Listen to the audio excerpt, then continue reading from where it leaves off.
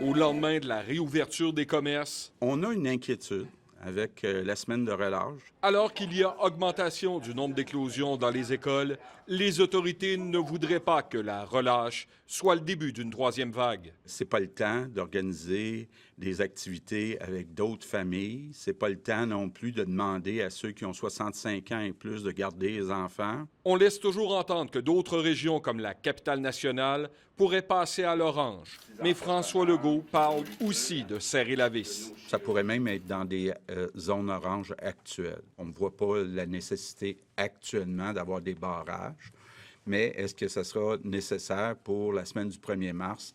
Peut-être.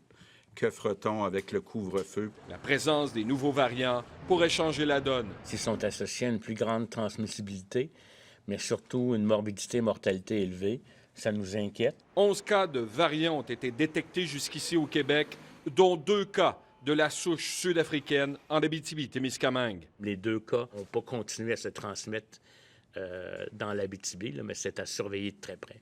Voilà pourquoi on demande Il faut que les gens aillent se faire tester plus rapidement.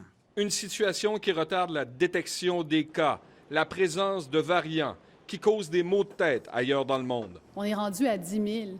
Ça peut pas être une statistique. Les oppositions reviennent à la charge, s'inquiètent du triste bilan du Québec au chapitre des morts, le pire au pays. L'enquête publique indépendante, c'est un devoir moral. Et si on ne fait pas ça, c'est comme si on acceptait passivement qu'on ait eu autant de décès. Il presse le gouvernement. La France, elle agit maintenant, puis l'Ontario, ils agissent maintenant. 10 000 décès.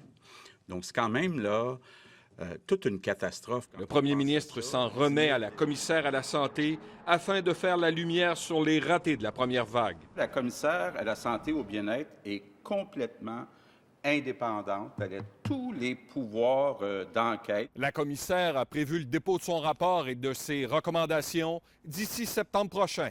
Alain Laforêt, TVA Nouvelle, Québec.